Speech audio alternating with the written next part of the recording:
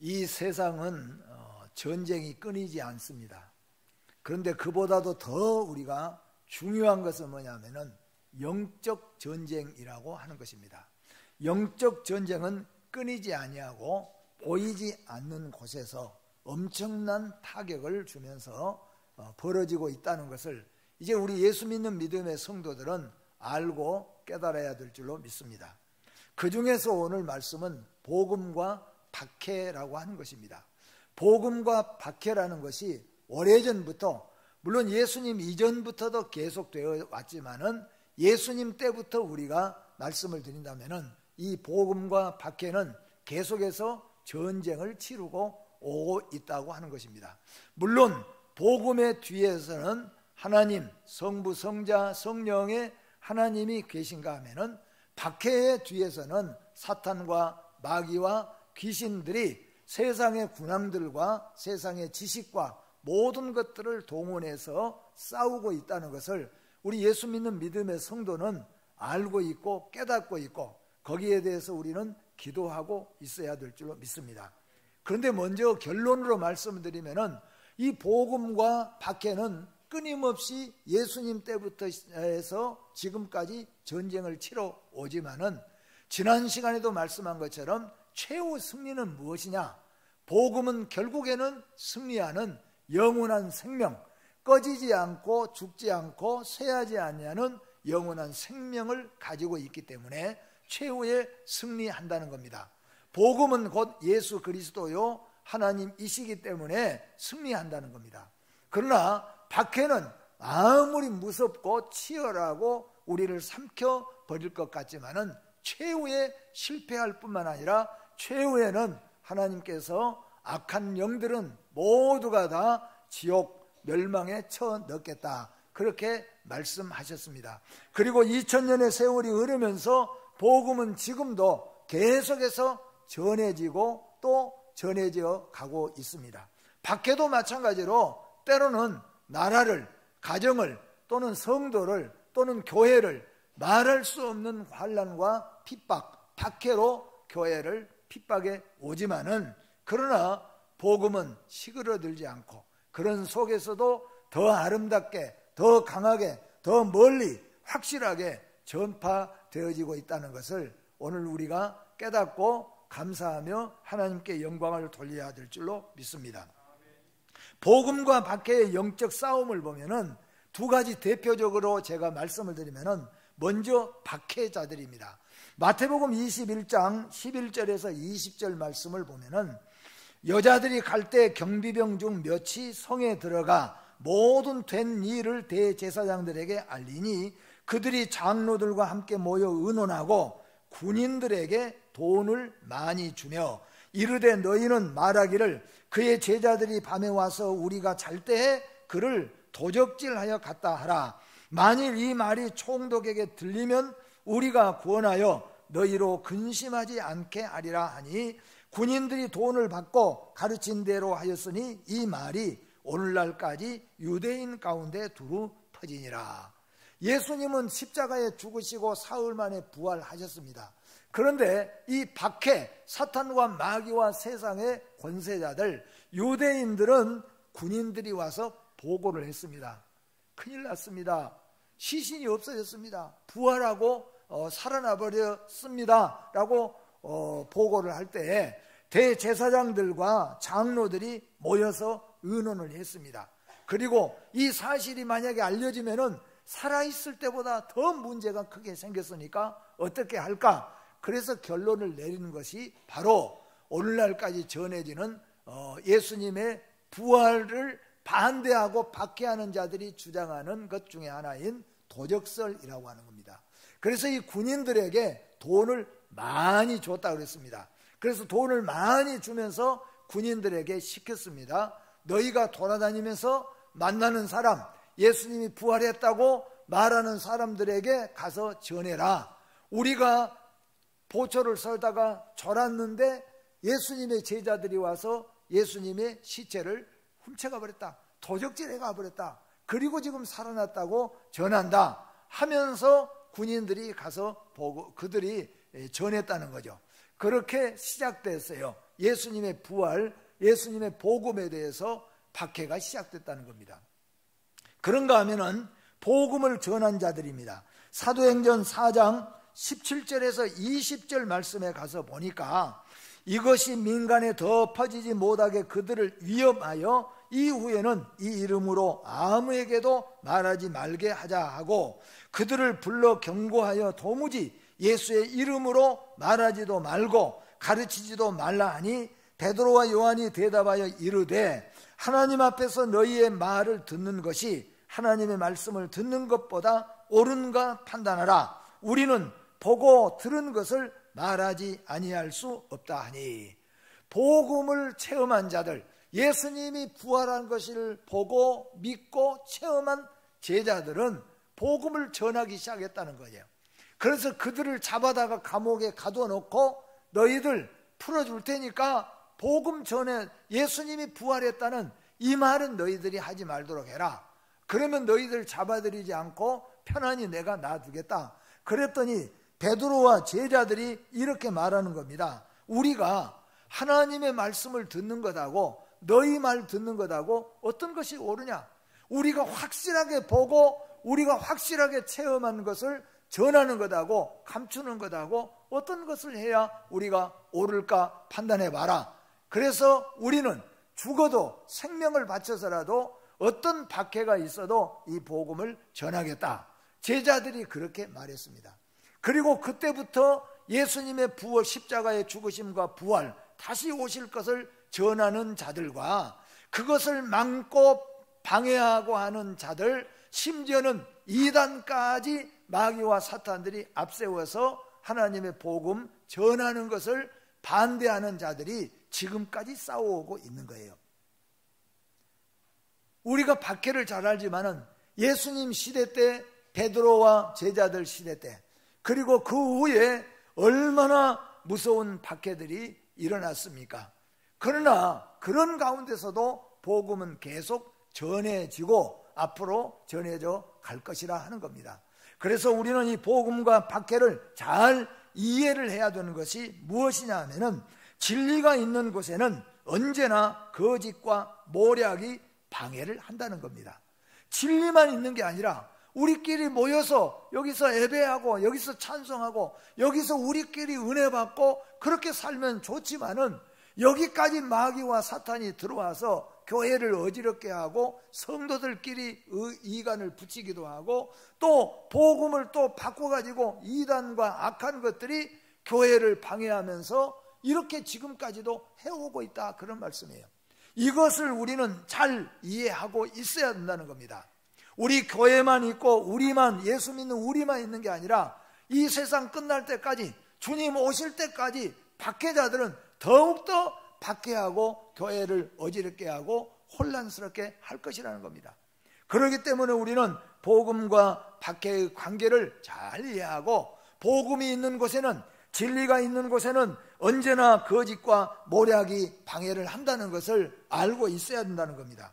복음이 가는 곳에는 언제나 생명까지 위협하며 삼키려는 박해가 예수님 때부터, 그 이전부터 시작하여서 계속해서 있었다는 것을 우리는 이해하고 있어야 된다는 겁니다. 진짜가 있는 곳에는 언제나 가짜들도 판을 친다는 것을 우리는 알고 있어야 된다는 거예요. 복음과 박해는 껍질과 알맹이와 같이 끊어질 수 없는 그런 관계를 주님 다시 오실 때까지 이어질 것이라는 말씀입니다. 복음은 반드시 영광과 고난이 함께 있다고 하는 것을 우리는 잘 알아야 될 줄로 믿습니다. 박해의 방법과 양상이 조금 다를 뿐, 그렇죠? 박해의 그 방법과 그 양상이 조금 부드럽기도 하고 아주 강하기도 하고 잔인하기도 하고 또는 유혹과 미혹으로 오기도 하고, 그 양상은 조금씩 다르지만은 그 복음에 대한 박해는 계속 된다는 것을 우리가 잊지 말고 있다, 그런 말입니다.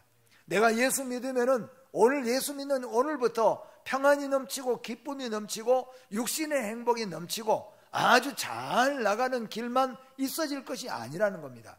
예수 믿는 그날부터 우리는 마귀와 싸워야 되고 사탄과 싸워야 되고 끊임없이 우리를 유혹하고 미혹하는 세상과도 싸워야 되고 내 속에서 죽지 않고 일어나는 악한 마음들과도 끝없이 싸워야 되기 때문에 우리는 마지막까지 영적 전쟁을 치르고 가야 된다는 것을 한시라도 잊어서는 안 될 줄로 압니다. 제자들은 날이 갈수록 심령이 뜨거워지며 사명감과 열정이 더해져 갔습니다. 그러나 우리가 초대교회 때 보면은 박해가 심하면 심할수록 오히려 제자들은 더 뜨겁게 이게 박해가 심하니까 복음 전하면은 죽으니까 복음 전하면 직장도 잃어버리니까 또 복음 전하다가 보면은 가족이 또 흩어져 버리게 되고 유배되고 감옥도 가게 되고 하니까 복음 전한 자들이 끝쳐버린 것이 아니라 오히려 더 복음을 전한 자들은 생명을 걸고 이것이 하나님이 주시는 사명인 줄로 알고 그 복음을 전했다, 그런 말씀입니다. 그래서 여러분 우리나라에까지도 복음이 왔고 우리 온 천지에 다 복음이 선포되어졌다는 것을 우리가 생각해 봐야 된다는 겁니다. 그럴수록 박해도 강했지만 성령의 역사는 더욱 강했습니다. 우리가 잊지 말자는 것은 아무리 박해가 심하고 핍박이 심하고 유혹과 미혹이 아무리 강하면 강할수록 뭐냐, 우리가 거꾸러질 필요가 없는 것이, 우리가 위축될 필요가 없는 것이, 그러면 그럴수록 성령이 더 강하다, 그런 말씀입니다. 하나님의 복음이 더 강하다는 겁니다.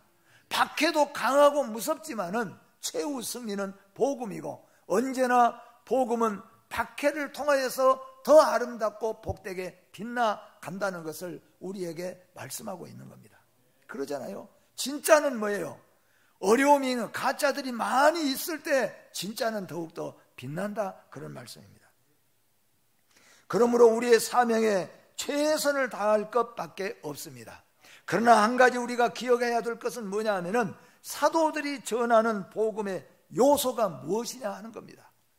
문제가 뭐냐 하면은 초대교회 때 사도들이 생명을 걸고 자기 가정이 다 파탄되어 버리고 모든 직장을 다 빼앗겨 버리고 심지어는 어떤 성도는 짐승과 싸우면서 토굴 속에서 살면서 다 모든 것을 빼앗겨 버리면서도 그러면서도 생명을 걸고 지켰던 복음의 요소, 그들이 싸웠던 그 복음과 요즘에 뭐하는 교회와 또 어떻게 보면은 우리가 가지고 있고 우리가 지금 붙잡고 있는 복음의 요소가 조금 차원이 다르다는 것을 우리는 깨달아야 된다는 겁니다.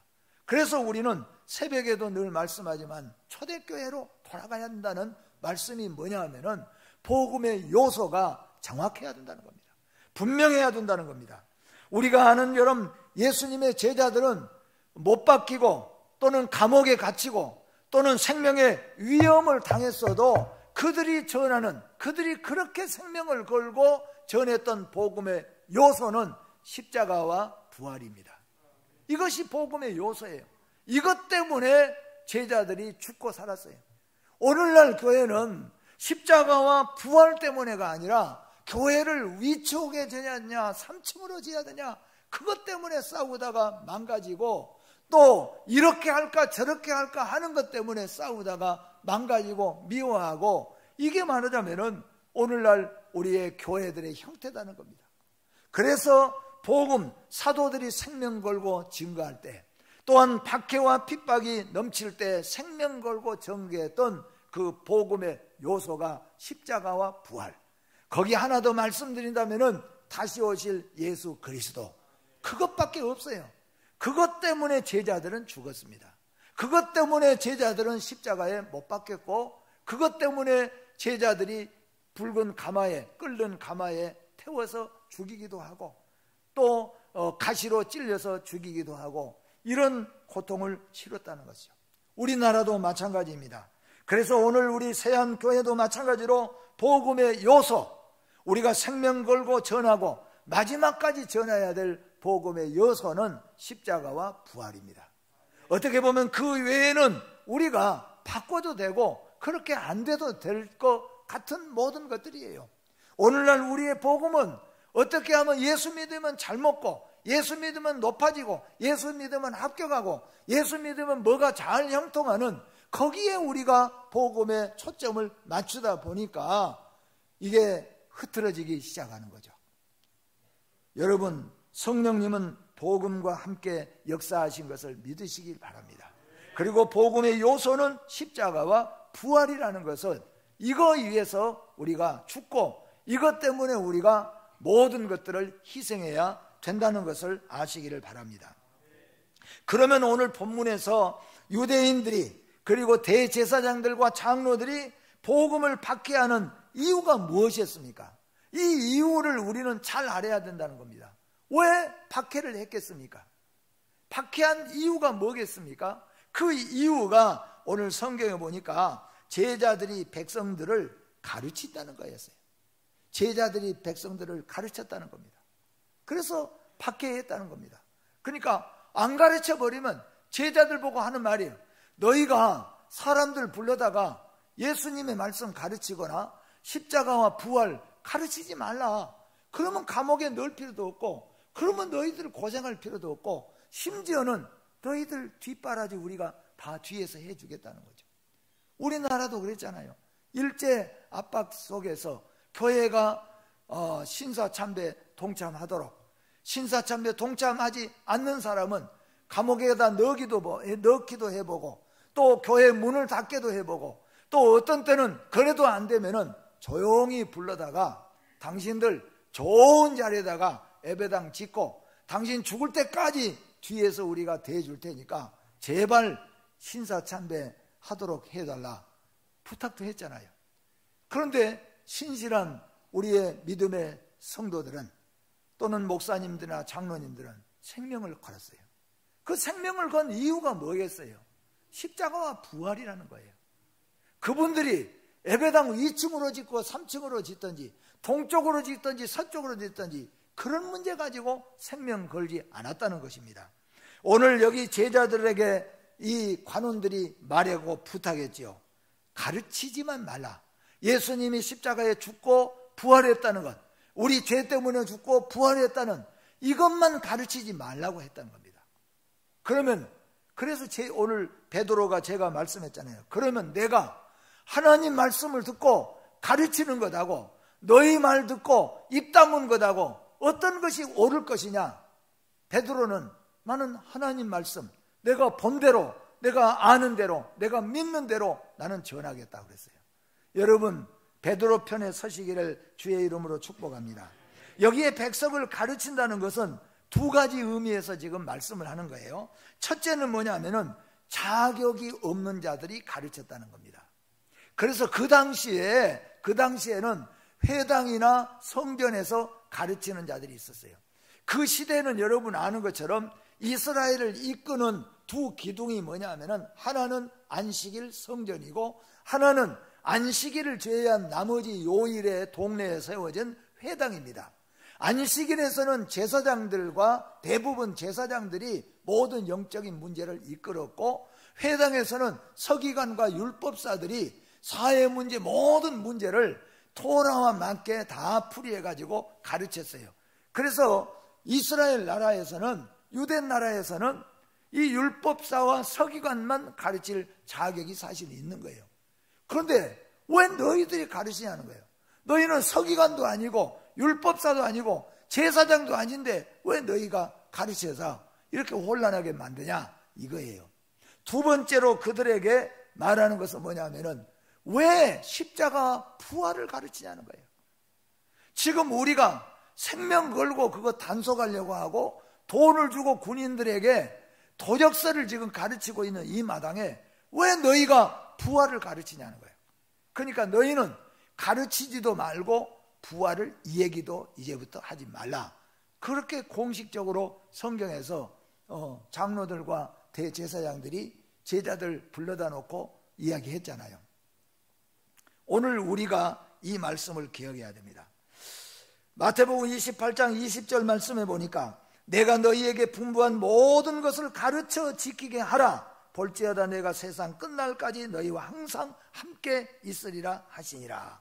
마태복음 28장 20절에서 말씀하잖아요. 내가 너희에게 분부한 모든 것을 가르치라고 그랬습니까? 가르치지 말라고 그랬습니까? 가르치라고 그랬잖아요.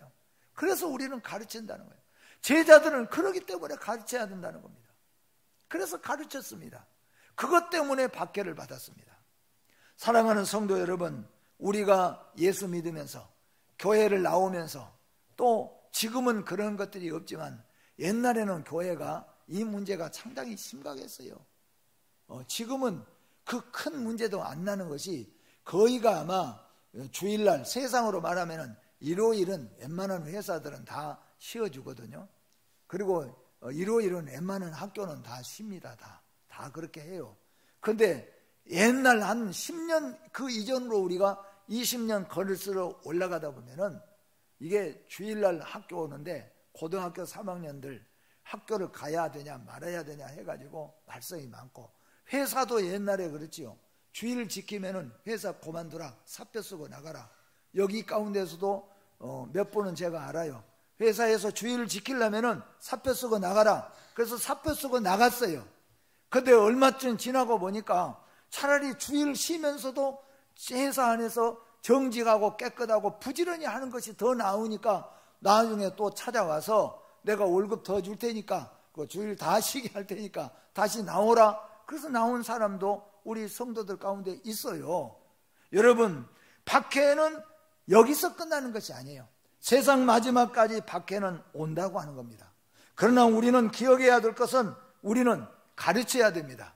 전해야 됩니다. 그리고 부활을 확실하게 믿고 이 부활을 우리가 전하는 것은 주님이 우리에게 주신 사명입니다.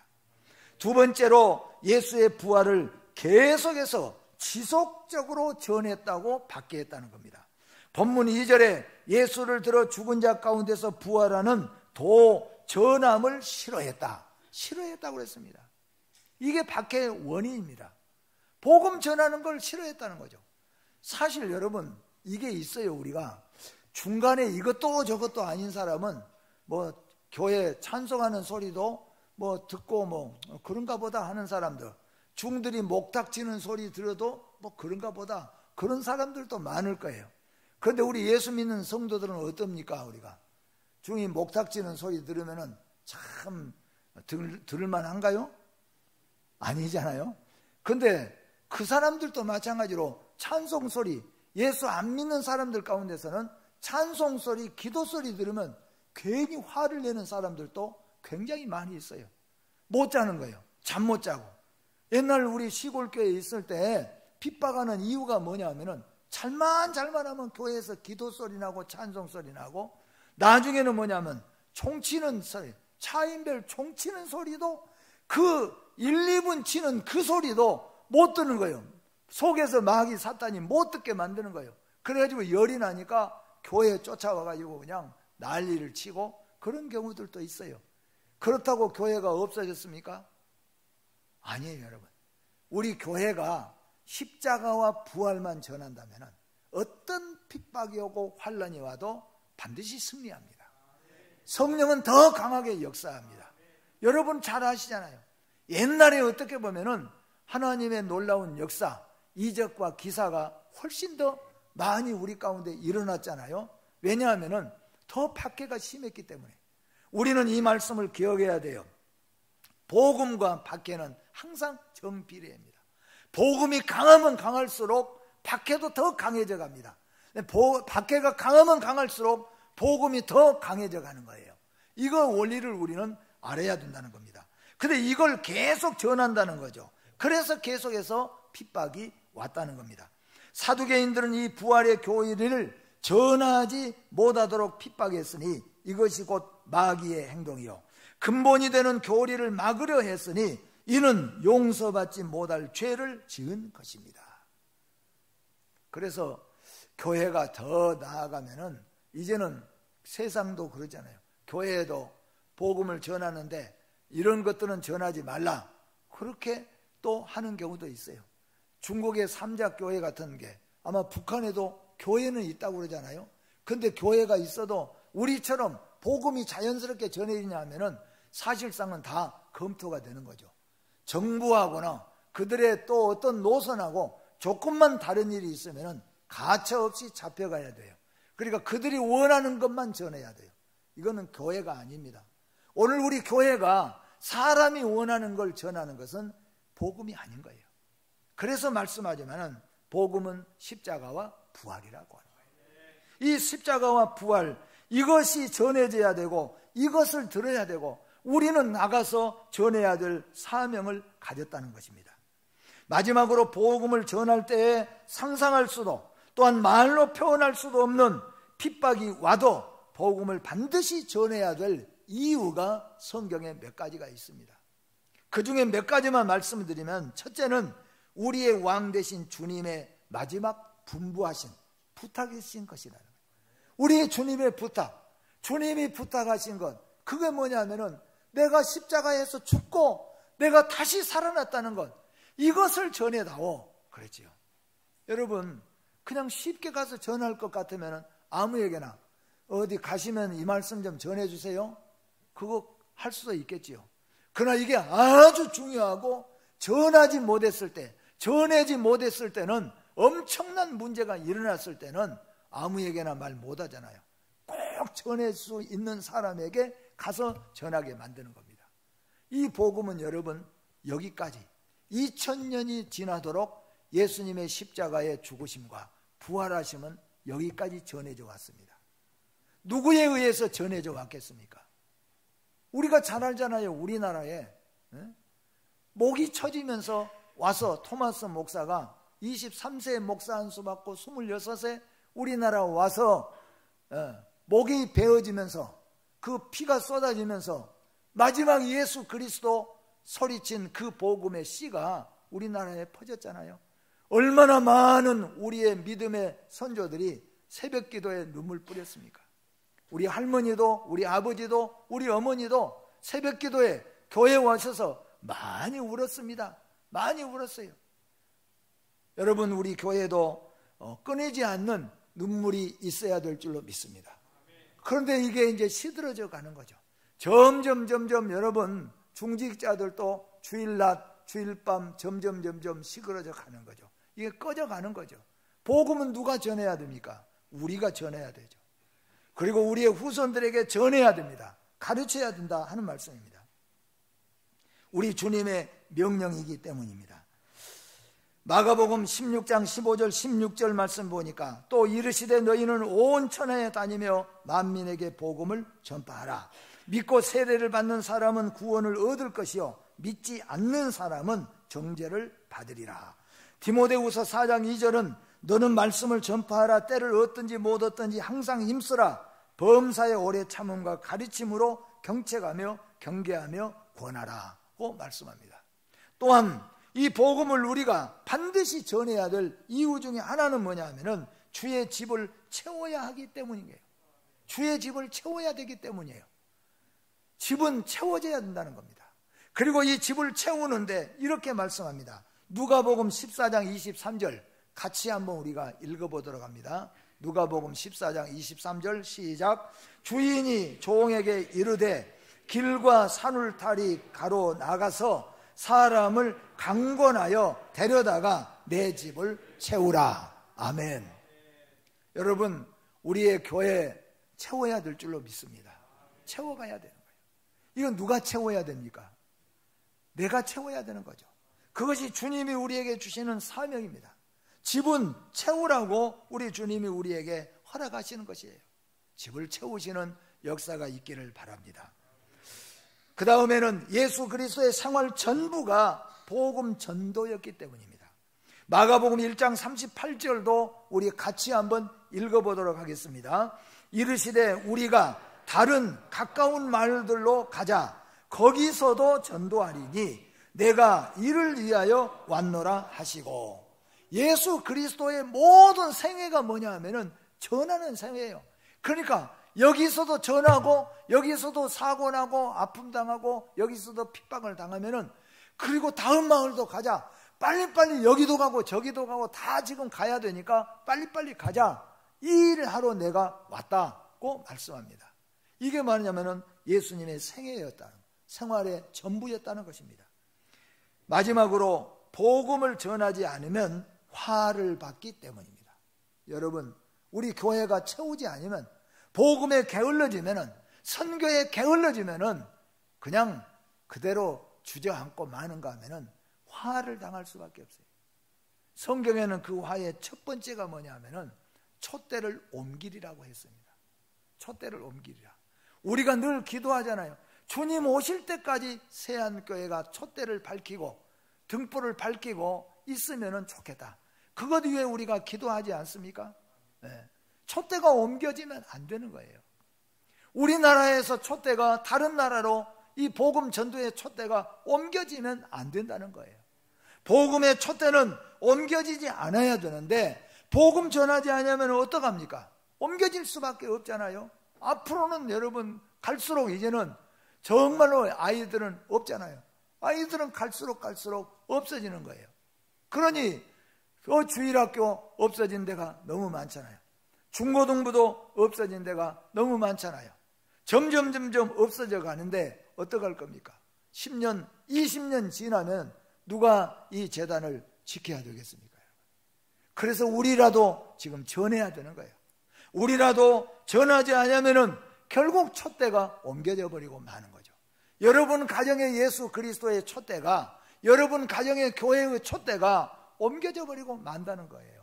그렇기 때문에 복음을 전해야 되는 것이죠. 예수를 믿는 성도가 핍박을 두려워하면 아무것도 할 수가 없지요.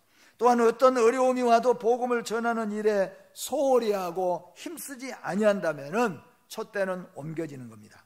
복음이 가는 곳에는 반드시 박해가 있고 복음과 박해가 비례해서 나가는 것 잊지 마시고, 그러나 어떤 박해가 강하고 심하게 온다고 할지라도 복음은 최후에 승리하는 거예요. 왜냐하면 복음은 영생이기 때문에요. 복음은 십자가와 부활이기 때문이죠. 진리이기 때문이죠. 우리 주님 다시 오실 때까지 여러분과 제가 다시 한번 복음 전하는데 우리 최선을 다하고 오직 교회는 십자가와 부활이 외쳐질 수 있도록 우리 모두가 다 협력하여 나아가서 하나님께 영광 돌리시기를 주의 이름으로 축복합니다. 기도하겠습니다. 거룩하신 하나님 아버지, 복음과 박해의 전쟁은 우리가 육신의 눈으로는 깨닫지 못하지만 영적인 눈으로 볼 때는 얼마나 치열하고 무서웠는가. 예수님 시대 때에도, 사도들 시대 때에도 박해자들과 복음을 전하는 자들의 보이지 않는 싸움, 우리 사도들이 생명을 바쳐가면서 순교의 제물이 되면서 가정을 잃어가면서 직장을 잃어가면서 물질을 잃어가면서 권세도 잃어가면서도 끝까지 전했던 것은 십자가와 부활인 줄로 믿습니다.